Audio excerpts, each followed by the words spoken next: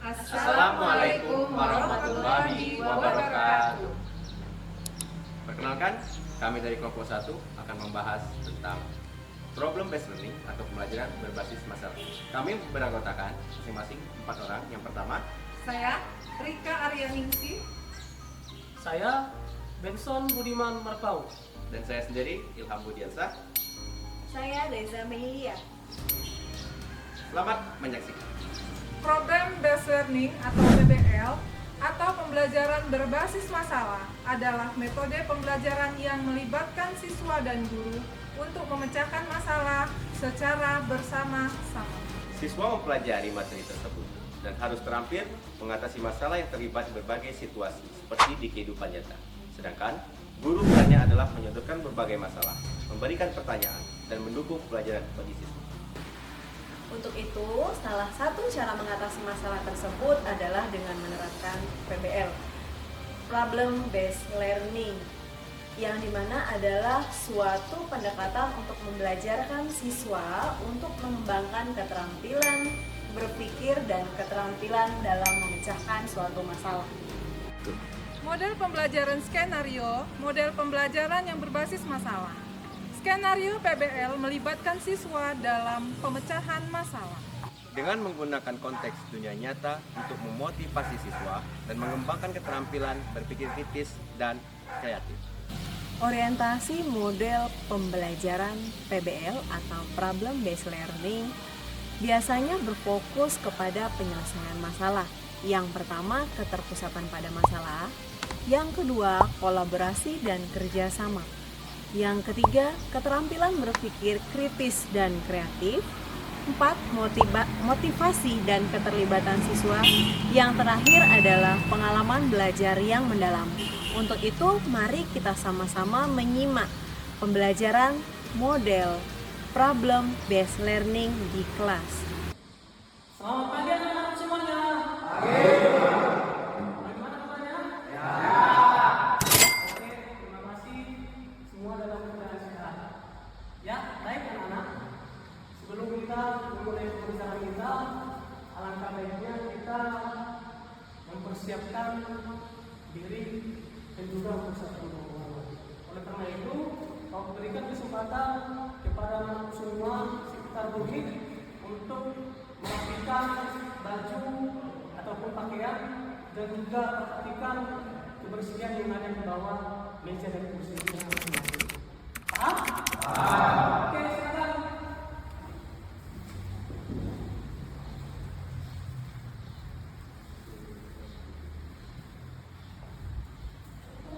Oke, baik anak-anak.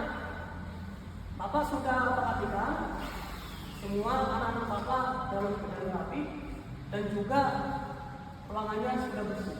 Artinya kita sudah siap untuk belajar dengan semangat. Oke anak-anak, supaya pembelajaran kita ini lebih berhikmat, alangkah baiknya kita berdoa menurut agama dan kepercayaan kita masing-masing. 2. Dipimpin oleh ketua kelas. Silakan, Nak, Cepat.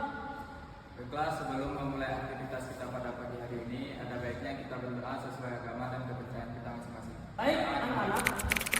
Ini Bapak perhatikan semua tidak ada yang absen. Bapak harap untuk pertemuan selanjutnya kondisi kehadiran seperti ini terus bertahan. Ya? Paham? Oke. Anak-anak, minggu yang lalu kita sudah belajar tentang mesin 4 tak. Dan sudah Bapak informasikan bahwasanya hari ini kita belajar tentang alat ukur mekanik. Ya, alat ukur mekanik. Ada yang sudah paham tentang alat ukur mekanik? Apa nak? Silakan. Iya, bagus jawabannya. Alat ukur jangkar sorong. Hari ini kita akan belajar tentang alat ukur mekanik. Alat ukur mekanik ini banyak ya.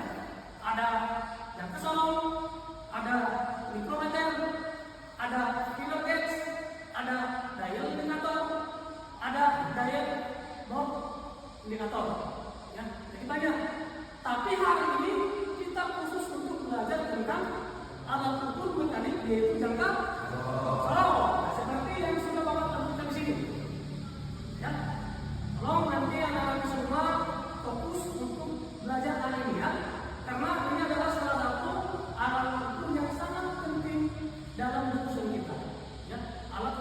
kita pakai dalam hal pengukuran komponen-komponen mesin.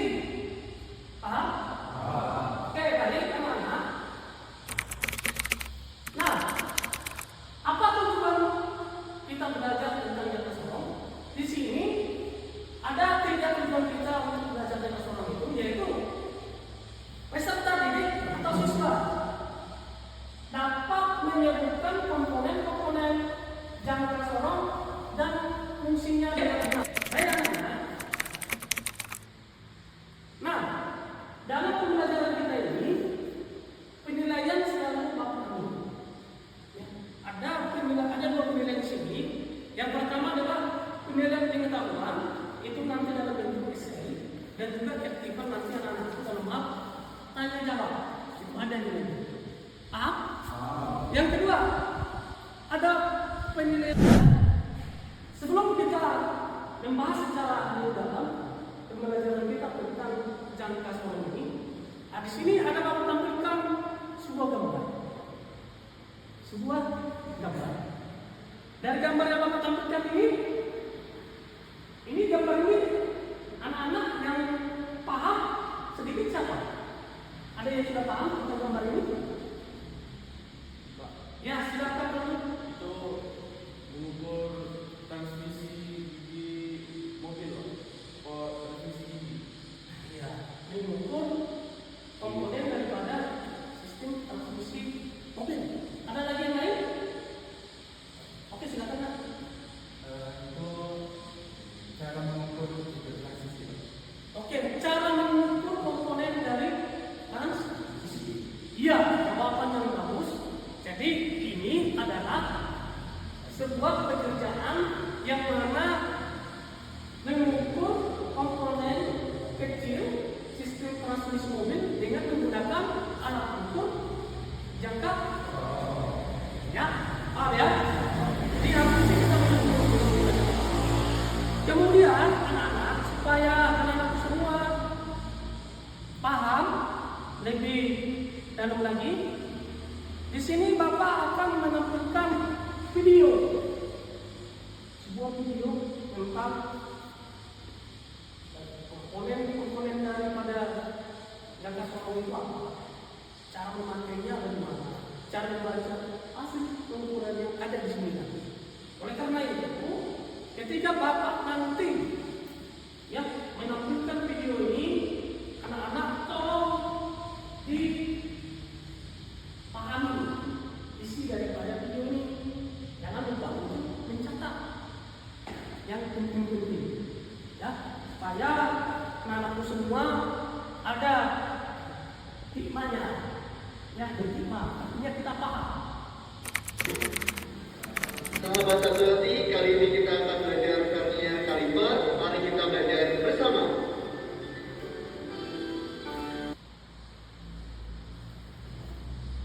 Baik, anak-anak semua, kalian tadi sudah menonton video yang dapat tampilkan tadi. Dari video itu, siapa yang sudah paham tentang alat ukur jangka sorong?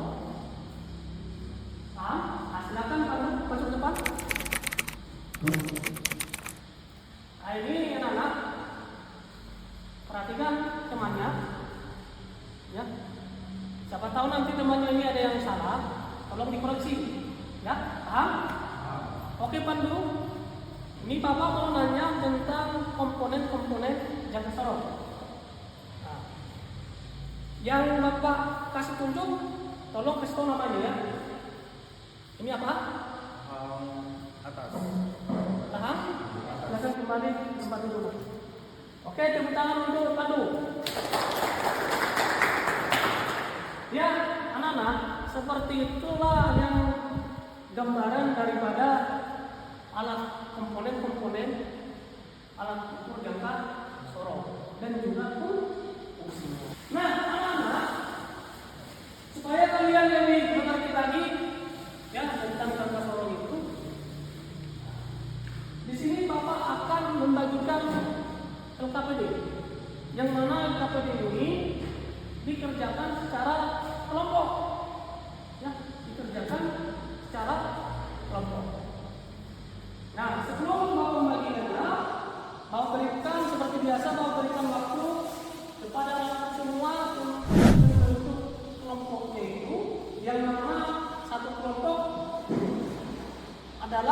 5 orang. Paham? Oke, untuk kelompoknya Bapak kasih waktu sekitar 2 menit. Oke, silakan.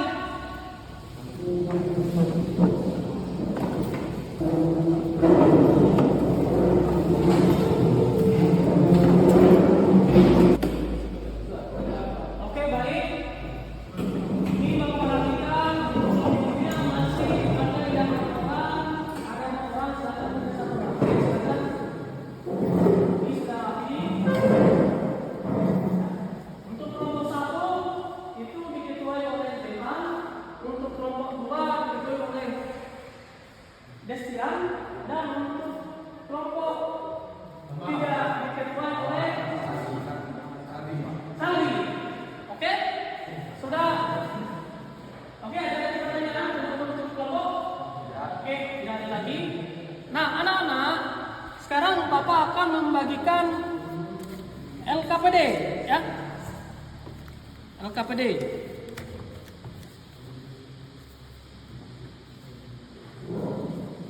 Untuk kelompok 1 ini LKPD-nya. Untuk kelompok 2 ini. Untuk kelompok 3 ini. Nah, para anak-anak, di LKPD itu sudah ada, ya, bagaimana cara aksi kerjanya. Ya, sudah ada di situ kalau disebutkan. Tolong nanti cara-caranya itu dipahami. Ya, pahami. Aturan-aturannya dipahami. Nah, anak-anak, supaya kalian itu, ya, ada kemudahan untuk menjawab LKPD-nya, Bapak akan membagikan, ya, bahan-bahan referensi. Bahan referensi untuk setiap kelompok.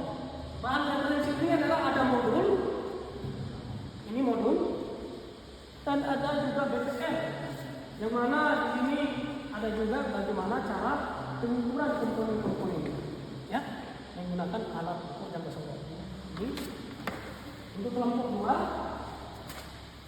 ini, dan untuk kelompok 3 ini. Ya.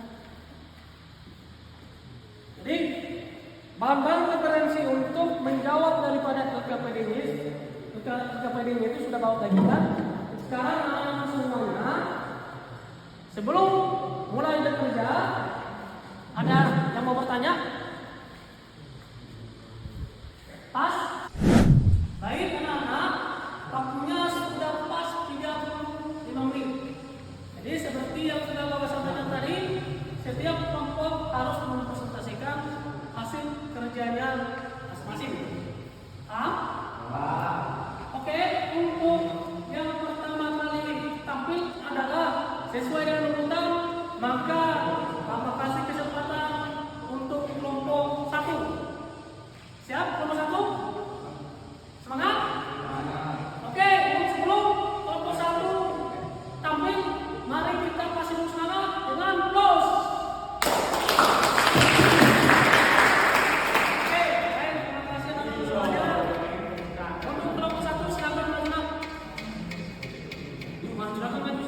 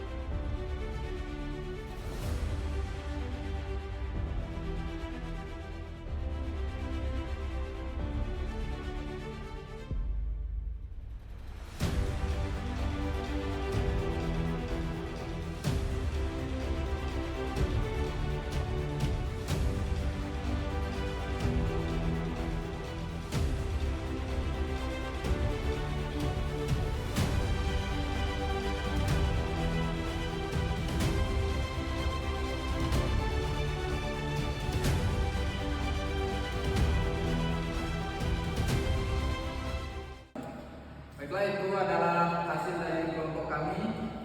Kami tutup. Wassalamualaikum warahmatullahi wabarakatuh.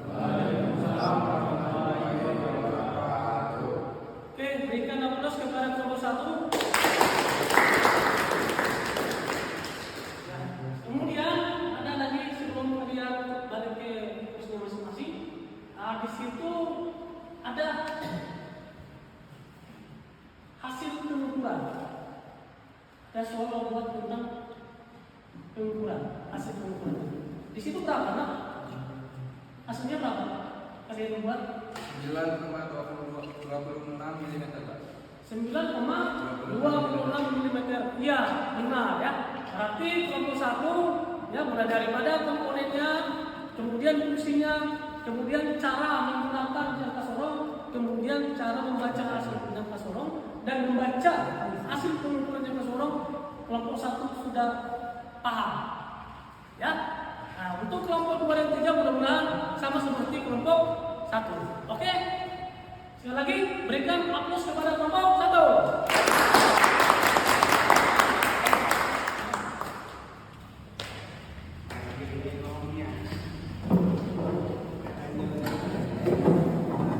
Baik anak-anak, Bapak tadi sudah mendengarkan hasil kerja kelompok dari kelompok 1, kelompok 2, dan kelompok 3. Semua hasilnya itu sangat bagus ya.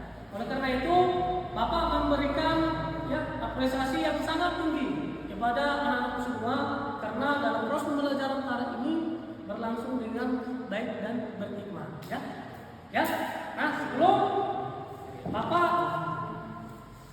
menutup ya pembelajaran ini, di sini Bapak akan menyuguhkan, kita secara bersama-sama menyuguhkan hasil pembelajaran kita. Yang pertama adalah jenis jangka sorong. Jenis jangka sorong itu ada dua. Yang pertama adalah jangka sorong digital. Yang kedua adalah jangka sorong analog. Digital dan analog. Kemudian tingkat ketelitian jangka sorong itu ada tiga, yaitu ketelitian 0,1 mm, ketelitian 0,02 mm, dan ketelitian 0,05 mm. Jadi ada tiga. Kemudian komponen-komponen jangka sorong itu ya, ada rahang dari tentang jangka sorong. Nah, anak-anak semuanya, di sini Bapak menemukan setelah proses pembelajaran ini, bagaimana perasaan anak-anak semuanya? Apakah bingung? Apakah bosan? Apakah menyenangkan? Oleh karena itu, anak-anak semuanya, ya, Bapak mau ingin tahu, ya, pilihan-pilihan supaya Bapak bisa memperbaiki proses pembelajaran kita ke depan. Paham? Nah, di sini sudah Bapak buat, silakan nanti masuk melalui Google Form yang sudah Bapak buat di sini. Link Google Form-nya itu akan Bapak kirim ke grup WA. Silakan nanti diisi. Paham? Oke, baik anak-anak. Sebelum kita mengakhiri pembelajaran kita, alangkah baiknya juga kita akan mengakhiri pembelajaran ini dengan berdoa. Oke, baik anak-anak. Semuanya duduk siap. Gerak. Sebelum kita pulang, alangkah baiknya kita berdoa. Doa dipimpin oleh ketua kelas. Datang Jepang. Baiklah, sebelum mengakhiri pembelajaran kita pada siang hari ini, ada baiknya kita berdoa sesuai agama dan kepercayaan masing-masing. Berdoa dimulai.